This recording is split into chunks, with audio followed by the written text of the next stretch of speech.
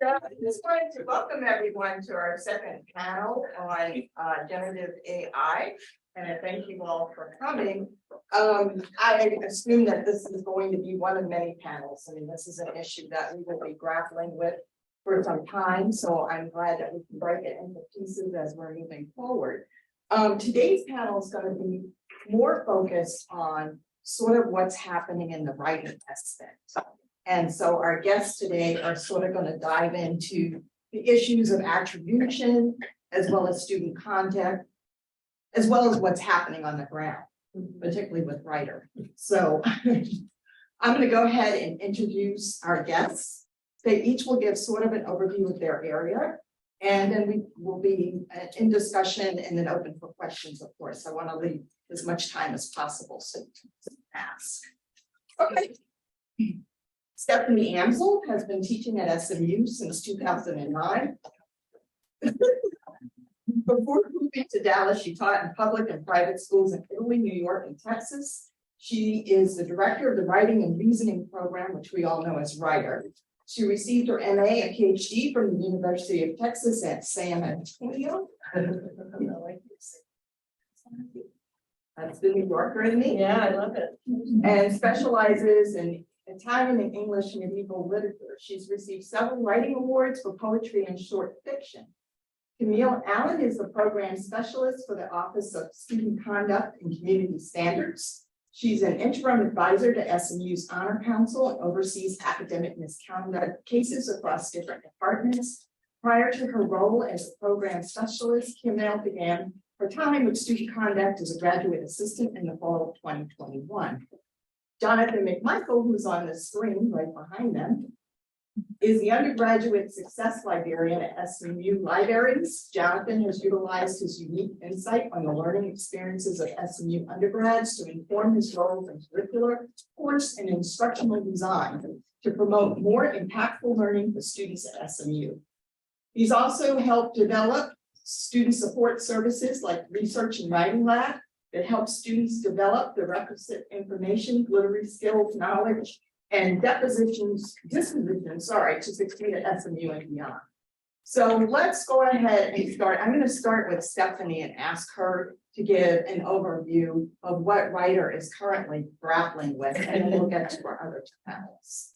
Okay, so the weekend of Easter, my email and text messages were blowing up because the new program, we have Turnitin. So we use Turnitin, and I don't know how many of you use that as a plagiarism detector. But the AI detection software was implemented on April 4th, and we didn't know. We knew it was coming. We didn't know exactly when. So I had faculty who were getting these huge reports, 67%, 22%, 92%, 100%. In there, this was for their drafts for their research papers. So we haven't quite, or just even some in-class assignments. So we hadn't quite moved into the research paper where we are now. So I reached out to Paige and let the chair of English, let everybody know what was going on and how are we going to deal with this. And Paige and Peter are doing something this summer and working on this, but I needed something like right away. So we needed to kind of meet with the faculty. So I asked Faye Walter, who is the technology expert for Denton College, to meet with WRTR and kind of help us kind of calm the waters really, and help us see how this is being used, how effective is it, is this software 100%? And what we found is that it is not. We found Faye created an AI generated 100% essay. We popped it in, and I think it showed up, 34%, something like that. I was playing with it earlier before I knew that we had it. I was playing with an earlier AI detection free software package because I had a student who wrote a paper. Oh, this is not going out to students, is it? This is just for faculty, right? Yeah. Okay. Well, the recording will be on YouTube. Yeah. So, okay, so I will not discuss that. But so let's see, a student had a paper that had a word that was illogical. So maybe the word refrigerator was being used over and over again when they meant before. And so, I put it into an AI detector thinking this is something that was not student generated, and it came out completely student generated. So even though the language was illogical, and then Faye was really helping us to understand, it's not perfect. It picks up illogical transformations within language, it picks up illogical syntax. It picks up things that may not be totally AI generated. So, so we basically told them, however, I told the faculty, and we discussed it as a faculty, it's not original work. So whatever it's picking up, if it's picking up work that's not original, that's a type of plagiarism. So what we decided to do is give the students a chance this time, just this round, give them a chance to, show them. I mean, it's pretty impactful. I had students from many classes because other faculty were bringing these issues to me. And so I think we had, out of all the students, maybe 2 students in a large group of students said, no, this is definitely my work. Everybody else was like, yeah, I got it. Okay, fine. We also had students talk to us about how they're using it in their other classes, and that some of their professors have been telling them, I want you to use AI to help bring clarity to your writing. So that's kind of a red flag for us. It's an issue for us. So we've gone through, so we're using it as one measure. We're not using it as the only measure where, you have 100% AI generated, it's an automatic F. It's not that. It's something to look at. If you know your students, you know their writing, you know their style. But we have to figure out how we're going to use it. And we have to figure out how to have them use it. If we are, how it goes against.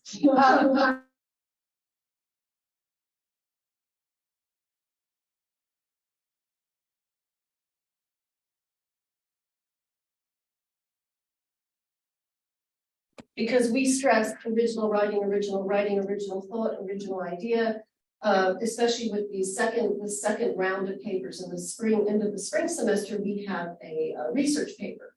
And we know that they pull stuff, but normally we can catch those things.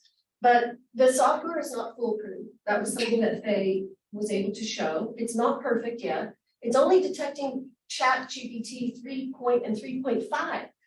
4 is already out there. I expect 10 will be out there by the summer. I have friends who are dealing with this stuff, and they're like, you are so behind in how you're thinking about this. But we have to, so we, it's picking up 3.5, but if the students are already using 4.0 and they have figured out that syntactical issue, then how in the world are we going to use this as a measure? So I think it can be used probably maybe in generating ideas, structural things, but it's not original thought. And our classes are, so just for those of you who don't know, it's 2 writing classes. Every kid has to take it, every student takes it. It's an academic writing class and a critical reasoning and critical thinking class. Both of them heavy focus on writing. So I think that's enough to give you a good background. Thank you. Sure. Well, yeah, I think that context really helps us in our office understand it. We definitely see a lot of the back end of what y'all are probably facing in terms of students using ChatGPT.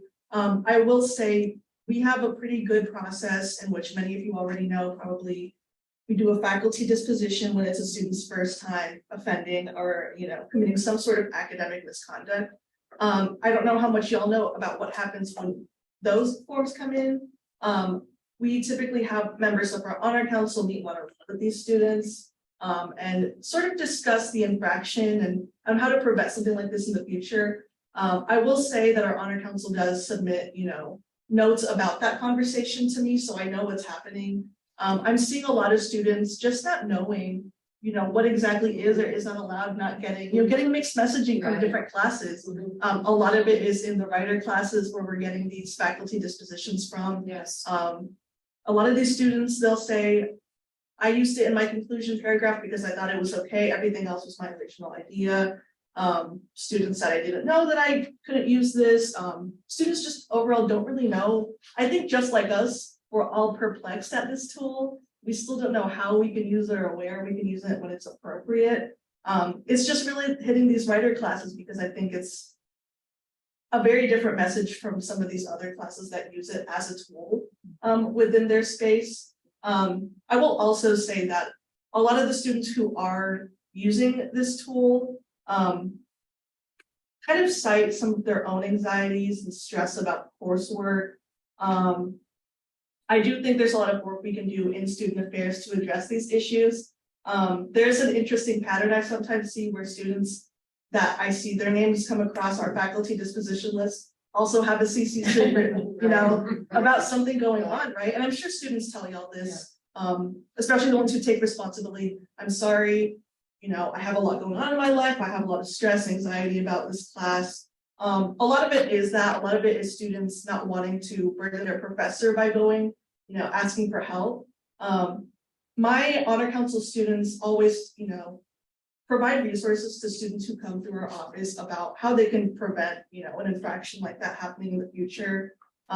We always encourage students to talk to their faculty members, encourage them to go to ALEC when they need it, seek out any sort of aid they can get. But I'm obviously very open to feedback in terms of maybe some other tips we can give students regarding how to avoid the use of ChatGPT and working on different ways to go around that. We're very used to seeing a lot of STEM, scientific, mathematics, sort of academic misconduct. I haven't really seen a lot of writer misconduct until, recently. Until I can avoid. I don't understand that. Actually, made so much sense to me. I was like, Changed my life that weekend.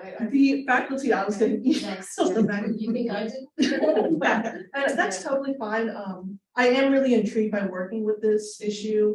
And also just to give some context, I am quite new to this role a bit.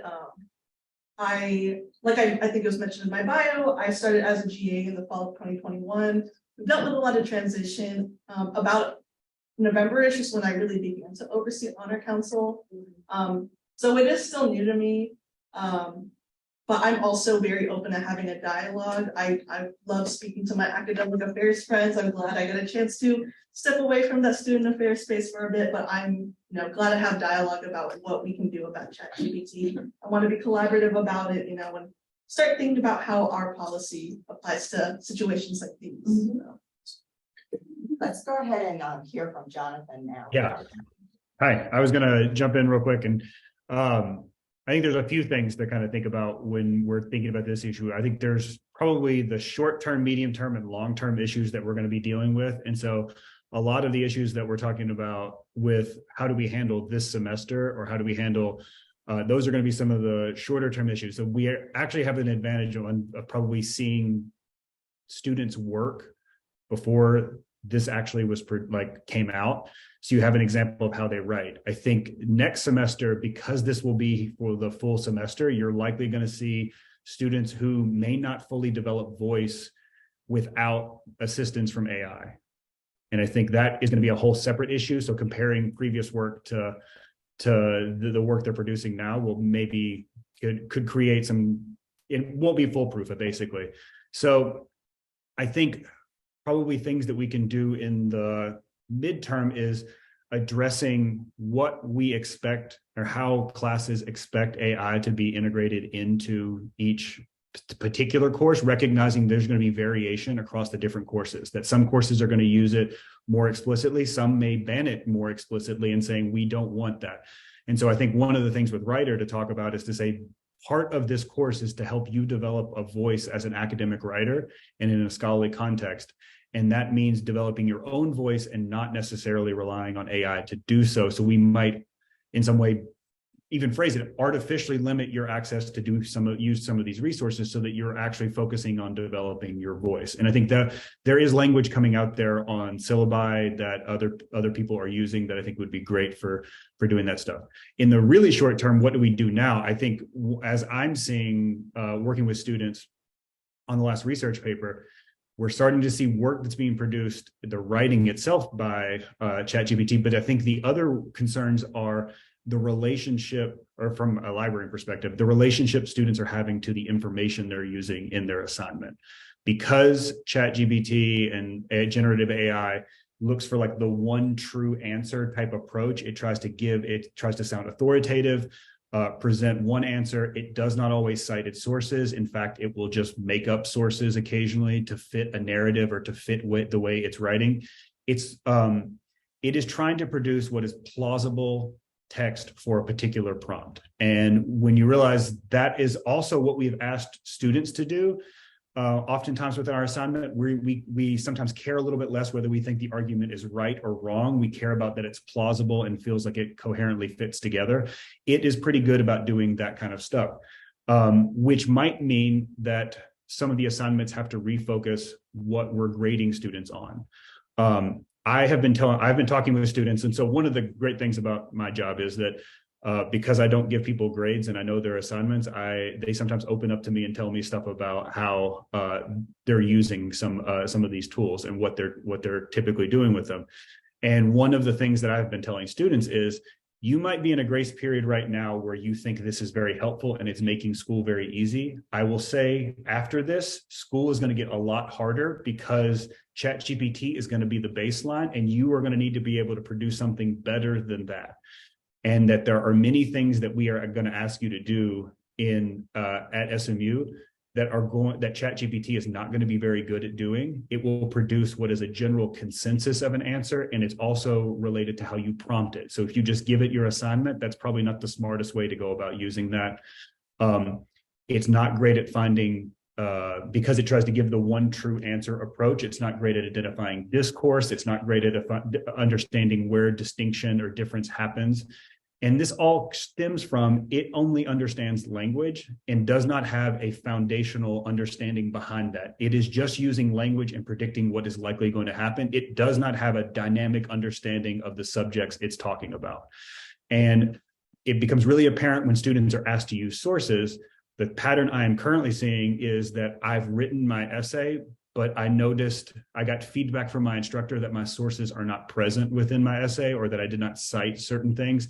Can you tell me how to work my sources back into what I've already written? And I don't push them on that, but I'm generally assuming that a good chunk of those students have written it using ChatGPT, and it did not include any of the sources that they found because of their annotated bibliography. The other part that's really challenging is it does not do close reading very well. If you ask it to identify a specific characteristic of a certain type of source, it will give you kind of the hybrid mind approach to a particular thing. And if the source itself is really nuanced, it will not identify that nuance, or it'll completely omit the nuance that probably makes it distinct and unique. And so those things are, one, things that we can use to try to make more effective assignments that emphasize human intelligence over artificial intelligence, and could be signs for original student work.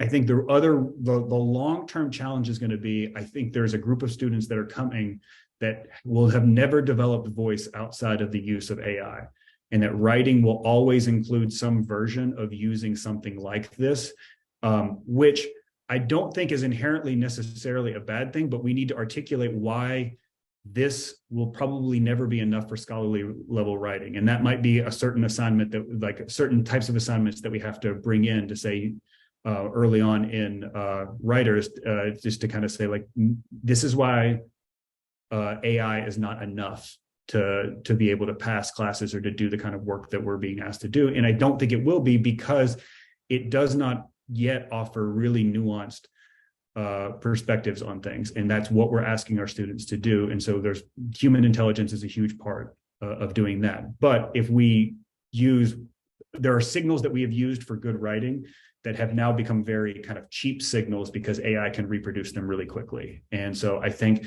it might mean that we have to acclimate how we grade things. But in the short term, I really feel for instructors who are having to go through this, because I think there's not a reliable way to detect whether that's out there, like that's produced by AI or not.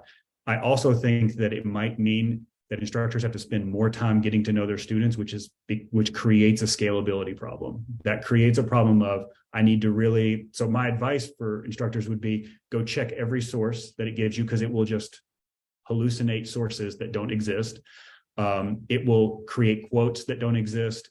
It will use sources in an inaccurate way to serve its need for the argument it's constructing. And so all of those things are findable. We can figure out that those things are true, and we can ask, like, hey, you're responsible for all the work that you turn in, and so we need to check. I need to be verifying that your sources actually say what you say they say. but that means more work, and that means grading becomes a lot harder, and it becomes you're going over with maybe a finer tooth comb than maybe we're used to, and that creates a scalability problem for how we think about teaching writing classes. And so I think that's one of the big long-term challenges as to how we do this. I don't think banning it over the long term is going to end up being something that's feasible, because I think students will have not developed the skills to succeed without it in a year or two. I'll stop there. Jonathan, are there any ways that attribution can be used immediately since final papers are coming in? It's in It's place. okay. I mean, I can show you what it looks like. It's in place where you can see it pulls up a percentage, even if the plagiarism detector pulls it up as 0%. When you go into the report, you still get an AI score that's different sometimes. So, but again, we tried different things. So I just think it's not terribly effective right now, but it is there, ready to go. I mean, they don't see it. That's the other thing. Students don't see the AI report. They can see their plagiarism percentage. They don't see the AI. Only faculty can see it. What I would say is the adaptation that students are taking on, because they do know that it is being checked for some kind of report, is that they will change language or phrasing, but they are getting structural things. They're getting they're using it for what they think they're deeming to be like important sentences or a thing, because it's like, I don't feel confident with the way I'm phrasing this. I'm going to let the AI do this. And I think one of the big challenges that we probably need to have with students is like, there is a blind faith element that it knows more than I do. Because you're dealing, especially with first year students who don't feel super confident in their own writing, that they will default to something else. And that, I think that we were sort of speaking to that, is the anxiety. We're seeing this pop up in the same places that like, just like straight up having your somebody else write your paper for you, or plagiarism or something else. It's the same drivers of that behavior. I don't feel confident, therefore I'm going to get assistance. And I think the hard part is they think this assistance is like foolproof, that it's actually right when it creates things. And I think that's the other part of education we have to do, is to say it's wrong. And I think looking for verifiability and truth in things is probably a better way to check it, because ChatGPT has no way of knowing whether a thing it says is actually true or not true. I'd like to throw out another question, and I think there's a lot of questions in the chat, aren't there? Not yet. But Oh, I thought so. Okay. Anyway, I was wondering what advice or how we could tackle syllabi for the fall, where, this time we're getting grace as we're entering into this final season, but it seems like something has to be said or done with syllabi as we move into fall.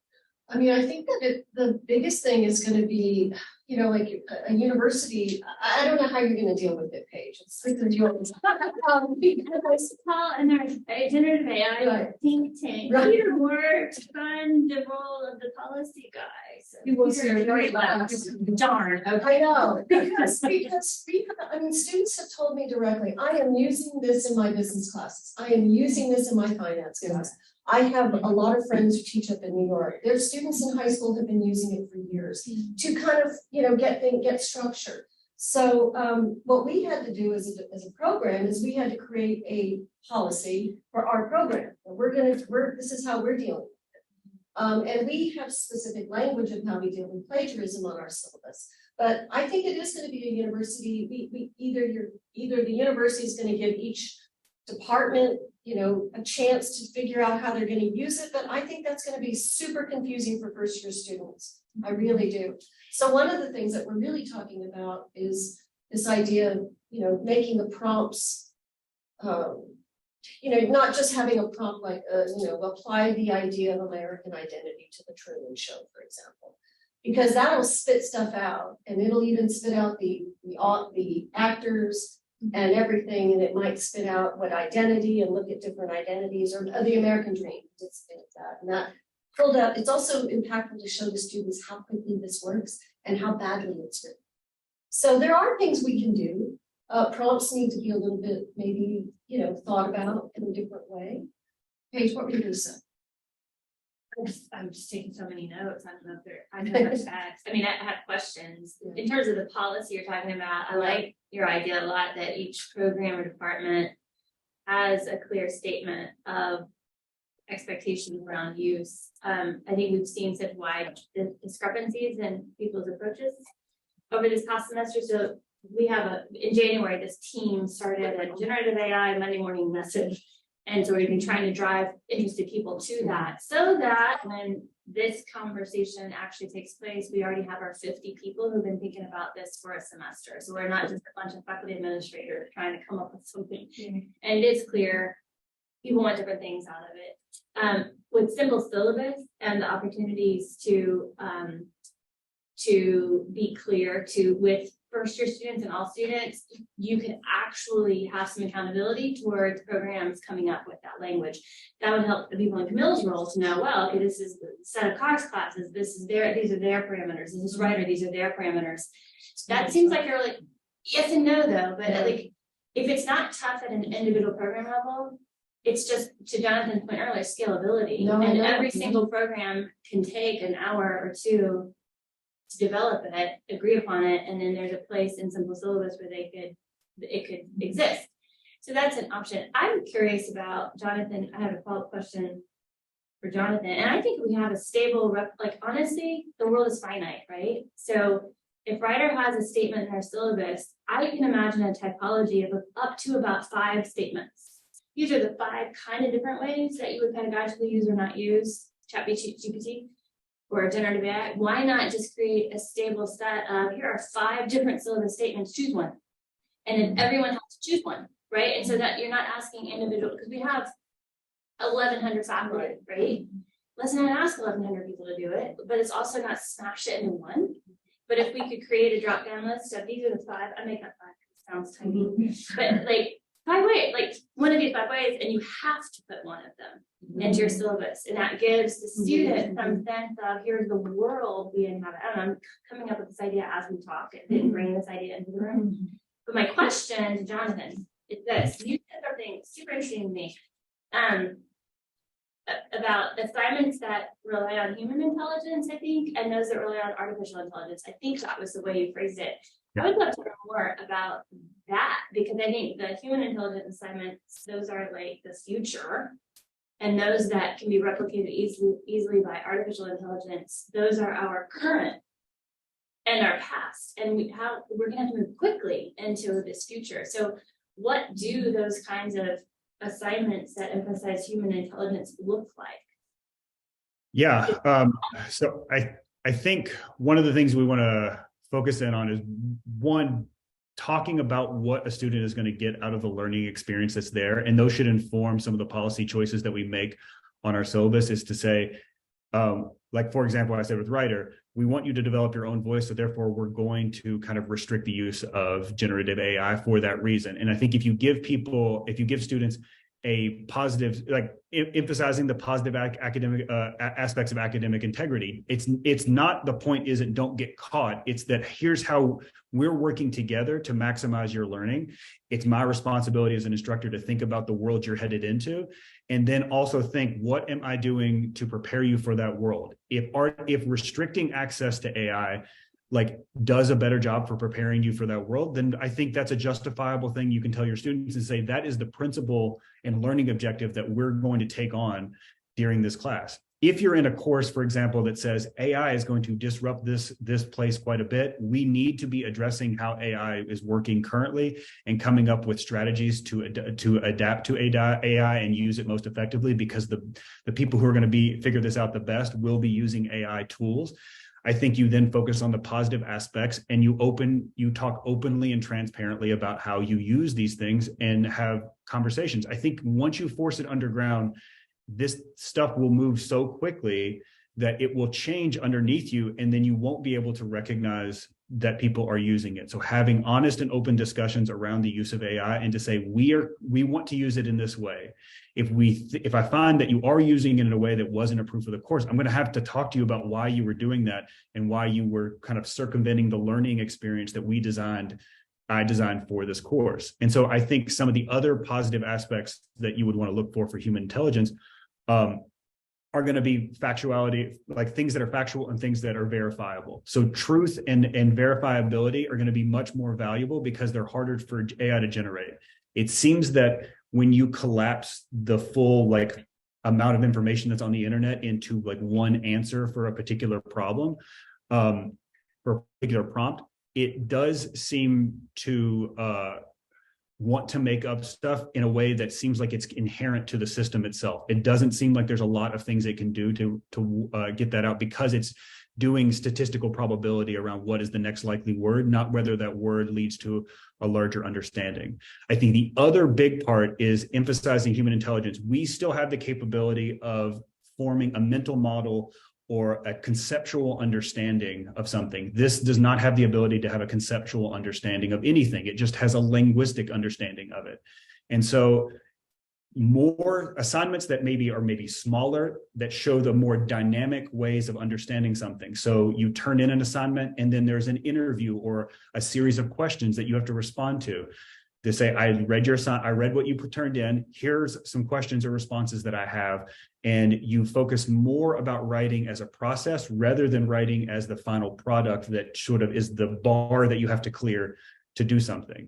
Instead of saying the real goal of your writing is to effectively communicate an idea to me in a way that I can understand it. And then I can then judge your understanding of that idea by the way you respond to that. And if AI helps you do that more effectively, great. If AI is preventing you from developing a durable and like dynamic understanding that changes across, that adapts to different circumstances, well, that's probably not what we're looking for. And therefore AI is really hurting you in that way. And so I think that's really hard, because it might mean that you have to have more conversations. The final paper might not be the best way to do this anymore. It might be a series of responses, or turn me in something. I'm going to send you some things that I want you to consider, and I want you to either have a conversation with me or turn in another paper of this that really emphasizes. The more you make this dynamic and change, the more the human intelligence or the like mental model that's behind what students write comes out. If it's just a one and done, well, AI can succeed on a one and done level, but it has a harder time maintaining conversations. You're already seeing it with some of the AI systems. They are limiting the number of interactions that they have, because they get weird and chaotic kind of the more interactions that they have with people. So I have a question from the chat that I think that you maybe just answered with your why don't we go back to blue books and in-class essays, or more class writing assignments on paper, or more creative assignments that require students to think critically? So I think what you just said kind of covered a little bit of that. So there's another question here saying that any particular advice for teaching at professional schools, law, engineering, business, where there's a professional responsibility and ethics attached to careers? Yeah. In answer to the question about in class, we did that. And I mean, it was like, get out a piece of paper. I want to see your thesis statement. I want to see your intro. And they'd have to write stuff. I know people who were doing quizzes on paper, just to kind of get us through these next few weeks. And kind of also in response to what Jonathan was saying about these parts, we did break it into parts. That's where we discovered the first batch of AI generated stuff. But what we also found is that if you do something general, like American Dream in whatever, it's very good at producing that. But then if you, we're trying not to be so prescriptive, but we might have to be more prescriptive. It might have to be, bring a text from Augusta. It might have, bring this, bring that, bring that, so we might have to really think about how we're formulating that, so we're not being as broad in what we're asking for. Because the broad stuff, be like a B. We looked at a couple that are like B-, C+, but they're passing. They're passing papers. So there is, I actually think I'm going to do a little bit more I do a lot of, brainstorming in my class, just get up these paper and write, or write on the computer. But I do think there is going to be time for that. And, we're just kind of maybe adjust things. Yeah, I would think that in the short term, I do understand that we have to justify and give grades, and we have to evaluate students' effort in their learning in the classes. And so that assessment is a thing we should consider. But we should also recognize that over the long term, the goal is learning. Like, that's why we offer these courses. And if I would hope that if we restrict use to this thing, we're doing it because we actually think it leads to better learning and more durable learning. And so for professional courses, if this is going to be a concern that they're going to be in a world that is going to be shaped by the version, like a new version of AI, and that using this is going to be a professional necessity, we're probably neglecting something that we should be talking about and openly discussing in our classrooms, because what is a better place to learn this stuff than in a laboratory where like a classroom laboratory where you're figuring out what it does. I think a new skill set that a lot of students are going to have is to take AI generated work and then to start customizing it to make it work for your particular thing. So for example, sometimes I'll take professional emails that I have to write or like that kind of stuff and have it give me a draft. I'll change every sentence in it because I don't like the way it writes, but it gives me something to react to. The blank page creates enough anxiety for me that I'm like, I just need something that I need to rewrite on. And or it checks my grammar in some way because I can make an error somewhere else. And so those things can be really effective. I would also say anytime we should really consider our ethics towards equity and inclusion. There are parts of this tool that make students better, makes lots of different types of people who may have struggled in other contexts, very, very successful students. And so people with like reading difficulties or language processing difficulties, or somebody who's an ESL student, this gives them a tool by which they can start to comprehend complex text a little bit better, refine their writing towards natural language that we know gets graded a little bit higher because it communicates understanding a little bit better. These are things that when we draw these lines and say you can or can't use this, we should consider the full range of what the implications are when we do that. And I think over the long term, we should always keep in mind that the goal of these classes is to not separate the smart students from the not smart students, but it is to help every student learn. And this, I think, has the chance to be a really effective tool for helping a lot of students learn. But I think it could also distract a lot of students and keep them from developing necessary skill sets or habits of mind that will help them later on. Yeah, actually, it's a comment on the professional side.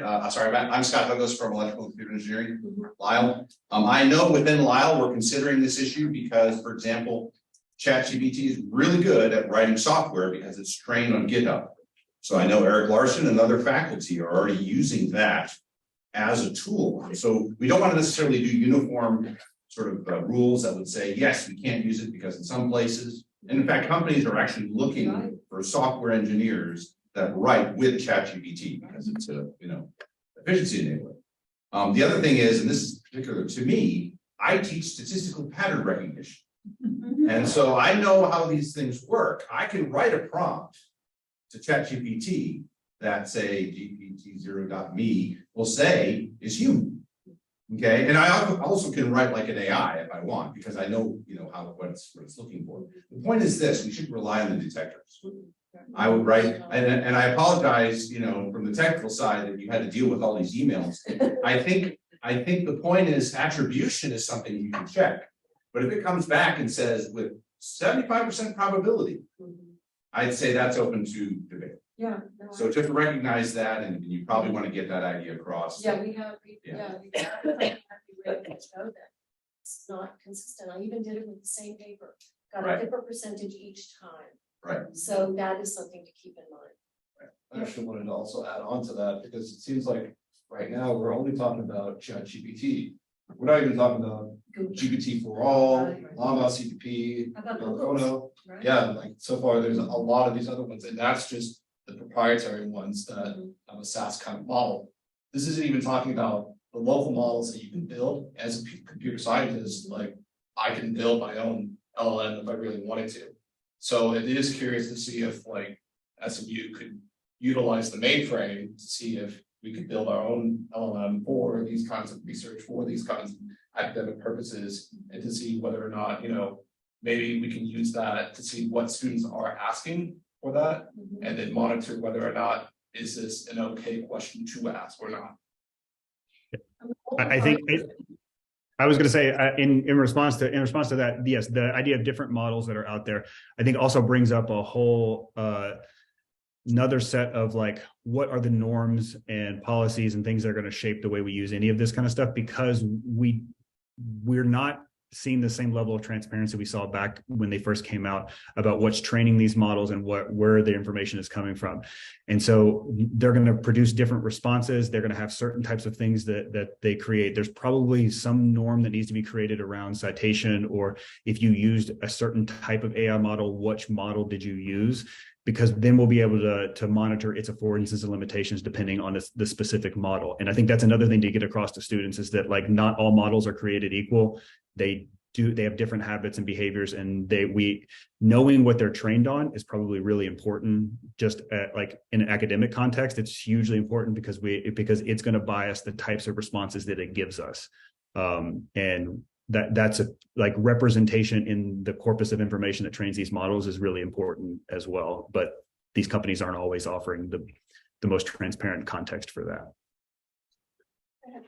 I think to the earlier conversation about how different faculty are using or not using in different ways, back to the topology, if we have like a go-to, I think it would be really useful for this faculty, be useful so that we're not pitting students against faculty and faculty against faculty. If we had an agreed upon, this would be a policy area I'd be super happy to say is standard. If we had an agreed upon way of how ChatGPT generative AI use must be attributed. Because then even if you have faculty who say, yeah, it's great, like you can use it in class, it's a tool. I think what we're trying to help our students see is learn about intellectual property, about originality of thought. And so attribution is one of the core values of a university, right? Regardless of your discipline. And so that way, even when it's used as a tool, it's not like this free for all and I'll just do it because it's good. I love the idea of a backstop parameter around attribution, that any assignment that uses it has to use this particular format. Make it easy, like standardize the format just so it's not everyone's having to go to their APA or their Chicago style, their Harvard style and figure it out. But SMU will have this approach to how we attribute when we have assignments for ChatGPT. Generative AI, so I'm going to keep using that thanks to your comment. I'm going to get away from the specificity of the one and the larger the whole.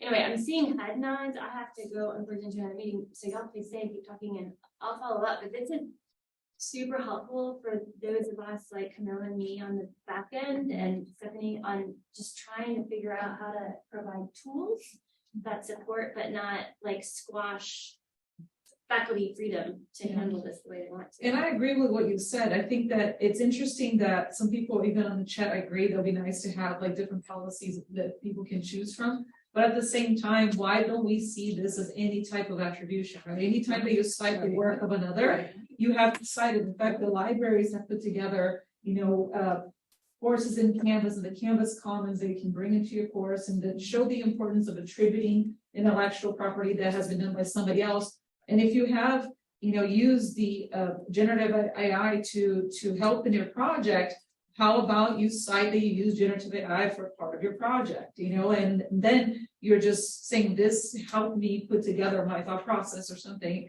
in some capacity, but not try to hide and say, you can claim that it was mine, because then it becomes an issue of, kind of integrity. Yeah, integrity and ethics, and it could be plagiarism and copyright, so it's something to consider. Well, it's also a philosophical question. And, I'm not sure about having students create something that's not their own and then just giving a contribution to that. Because that's still not their own. I can write a poem, I can put in a few words, and AI can generate it, and I can say, well, I had AI do this, but that's still not my poem. Mm-hmm. So I think that it's an ideological question. How do we? I'm not sure exactly how I feel about that. Mm-hmm. How would that? What do you think? I mean, what does anybody else think? Well, yeah. The thing is, I've been playing with it. Like I downloaded the latest version is. So I did research on my own on the topic, mm-hmm. and then I gave the assignment to the artificial intelligence, the main platform, and it kind of just it's just basically super fast search, picking from legitimate and non-legitimate sources and typing it really fast. Right. So the concern right there is, did it have the permission to put together this thing? And so it's like, that's going to be a third party plagiarism. Yeah. I'm talking just about things like, the topic was religious art in Spain or something like that. Coding, maybe it's different. I don't know like how the rules are there, but so basically we're stealing ideas from somebody else Right. Yeah. Including, once I asked a grammatical rule in Spanish and it gave it to me wrong. Mhm. Because who knows it cited somebody that had no clue what that was, maybe a forum. And so if, we have to be really careful because I don't think this intelligence is so perfect. And I think we're just kind of like in awe right now. Oh my goodness, it's artificial intelligence, but it just takes information really fast. It's also to me, the super fast typing, Yeah. cutting and pasting machine. Right, yeah, it's also not good with certain facts. It's not good with, they did some examples with numbers, like multiplying big numbers. It was different every time. It's not good with facts, like it would list movie starring all these people and you go through and you think, oh my gosh, it's got all of them, who would they have the wrong one? You know what I mean? So it's got with certain facts or detail, I don't know, so yes, I'm not sure. And there was a disclaimer a few weeks ago that if it's something like current events or something that's more contemporary, it's very limited from, let's say, 2021. Right, that's true. So we have to be like super careful, okay, is it updated and should we do our, research for now or only this type of questions? But basically, these are other ideas someone else is writing that it puts together super fast and it's just saving people time. And yes, students have anxiety, but they still shouldn't be cheated. Yeah. So no matter how we decide to use it, for writing teacher and from our program, I mean, this is huge. I mean, I think this is really affecting us. I wish I'd known exactly when it was coming out because I couldn't prepare. But we didn't have any, we didn't know. So most writing teachers are not happy about accepting it in the classroom. But there are ways to use it. I know some teachers have come up with really clever ways that they've already used it to generate brainstorming or outlining or something that's more structural. And I'm really intrigued by that. Sorry, what were you gonna say? Well, I just had a comment when you were saying attribution. I'm from the computer science department. And I'm assuming that We need to know. maybe one's along the lines of basically saying like, oh, here's a list of authors, and at the tail end it's ChatGPT. Or in the acknowledgements, we will say, like, oh, we use ChatGPT. Is that essentially what you're Yeah, that's what I was wondering. Is that really what's being done? I think it has to go beyond that, though. I think we're gonna have to say how we specifically used it, because anthropomorphizing ChatGPT and giving it authorship condenses it down into human intelligence, which it is not. And But I if think you cite the prompt, for instance. Yes, if you yes, cite I the think prompt that citing- you used, and then and the tool that you use with that prompt, then it might help narrow it down, because it goes with the question that came in the chat. Where does ChatGPT get its information?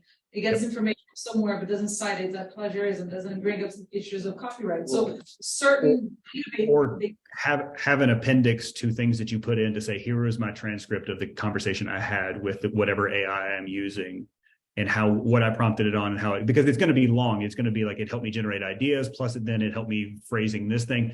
But an appendix that says like, hey, you need to send what it's going to be, because that'll I think treat Stephanie's issue, which is, how do you distinguish a student's work from the AI's work? And so if you have more transparency about what the student is doing with AI, which is very important for us not to react with complete shame around AI, because it will force it all underground and then we won't see what they're doing at all.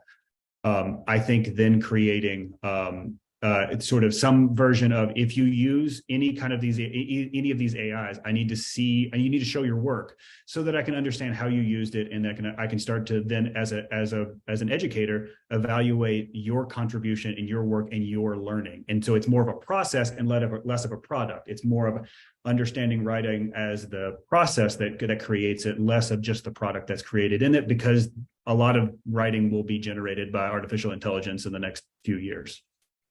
One argument against that, in the sense that if we're saying that ChatGPT or generative AI is a tool, I mean, I write papers and I use Grammarly, but I don't have to cite that I said that I use Grammarly for that particular case. Yeah, but at the same time, Grammarly is going to correct something grammatical that you have already created. The idea itself, it has been yours. It's not. Touche.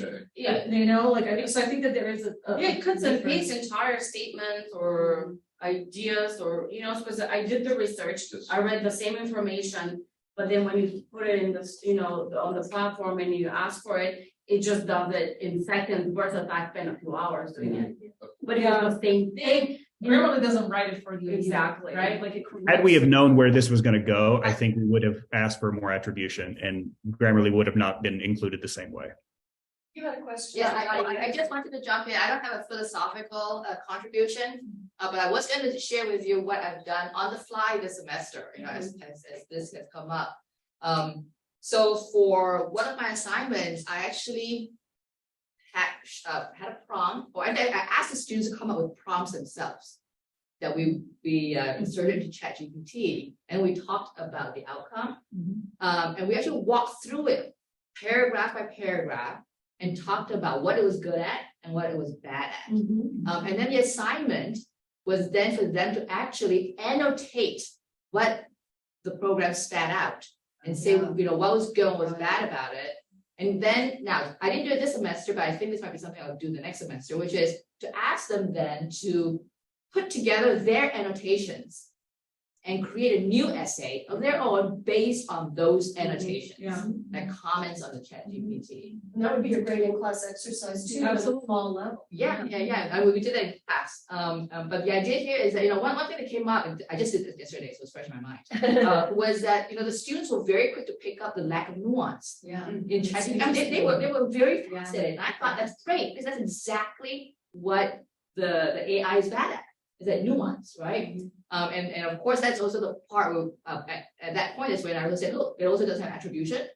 So where are you getting your critique? Where is that coming from? Oh, it's from the stuff we've done in class. Okay, then tell me where in class we did that. You know, that's when you cite.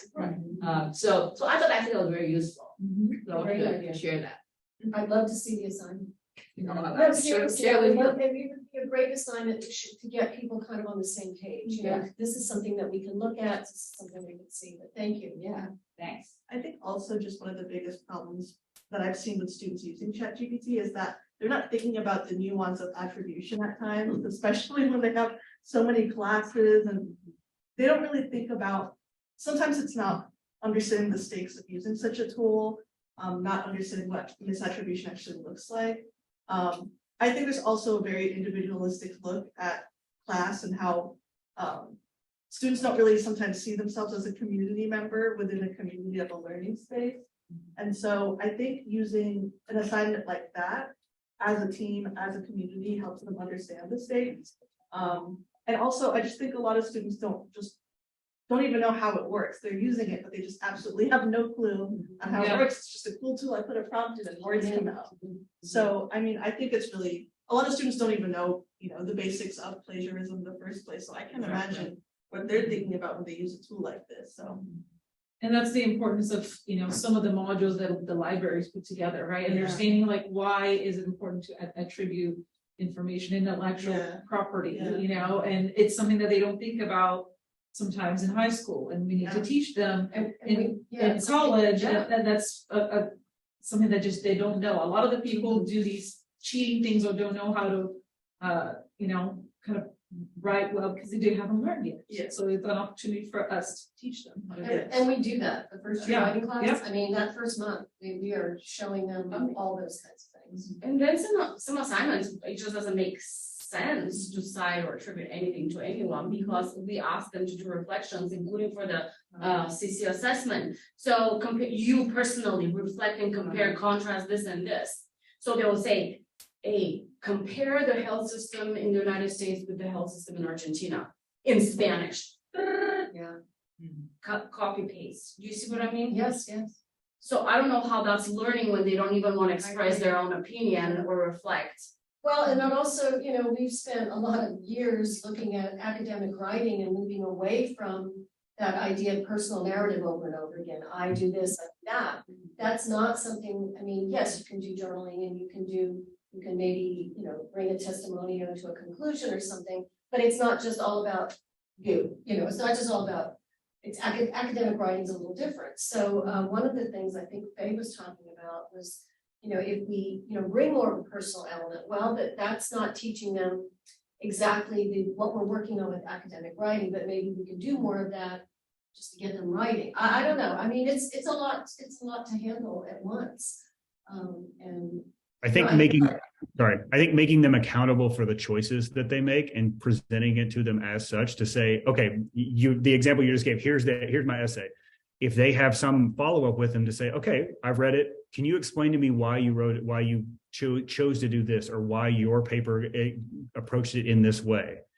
And having an intelligent dialogue around the choices that are made, whether they are understanding the choices that ChatGPT is sort of putting out there or generative AI is doing, but they can articulate why they think it works for the construction of their paper or their argument. That demonstrates understanding, which I think is at least a lot better than just copying and pasting something with no intellectual work at all. But the intellectual work is defending the choices that are made and sort of saying, why didn't you go in this direction? Or why would you have considered, could you tell me a little bit more about your process? Or could you tell me more about where you think the weaknesses or the strengths of your paper are? And so that brings the personal element back into it and says, you are still the author, whether you are accountable for everything that happened on this page. And you don't get to throw my hands up. I just put it into AI and I didn't know that it said that. That's no longer going to be an account. That's not an answer that we're going to be able to accept. So if you're going to take on accountability, we're going to treat it as though it's your work, because at least you would have approved everything that it gave us, that it gave you. And you said, this is good. And I think I agree with what it's saying. And I think I think that would be one of the ways in which you could kind of re-emphasize human intelligence rather than just the product. It's the conversation that happens after that. We're gonna soon run out of time, and I did want to tell you that the CTE website has a resource page where we have some of these issues and research and articles tied to that. It might also be a place where we could start talking to each other, perhaps putting ideas there. That's an idea to think about. Like you could put maybe her assignment there for other things. I think this is going to be an ongoing conversation, as I said in the beginning.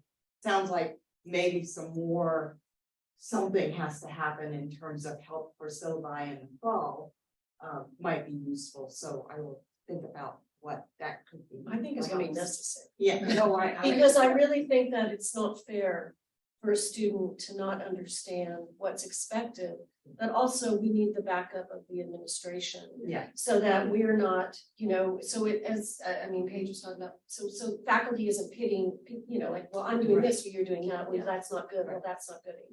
It has to be very clear, and that's kind of why we had to make a decision at a program level, because we couldn't wait till summer, we're already here, we're dealing with this right now.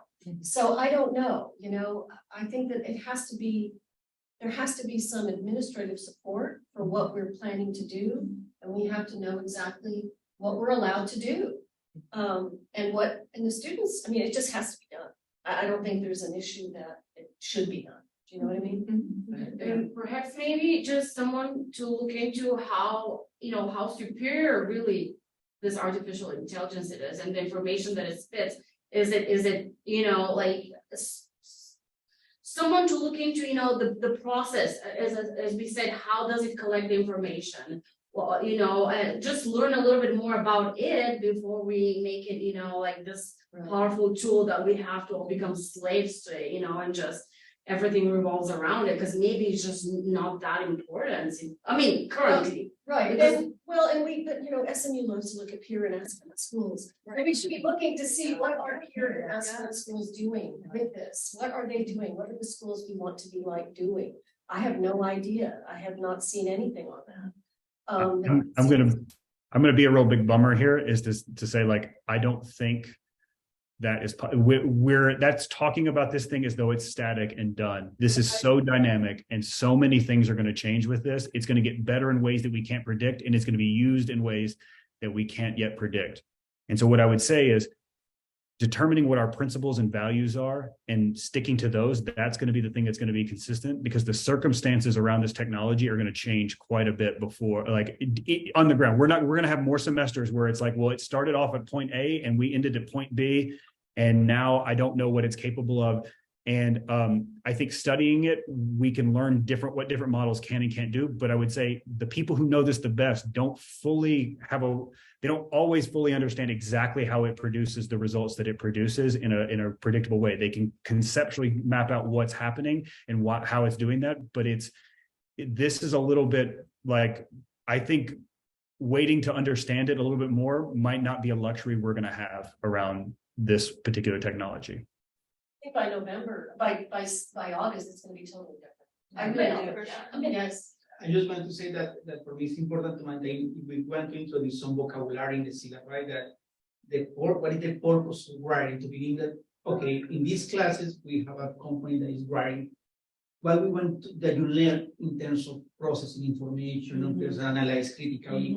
And as part of that process, writing plays an important role. So, because if we begin with the idea where you can use what you can use, it's gonna be infinite rules, no. It's to say what is the human philosophy or the purpose of writing in this learning process.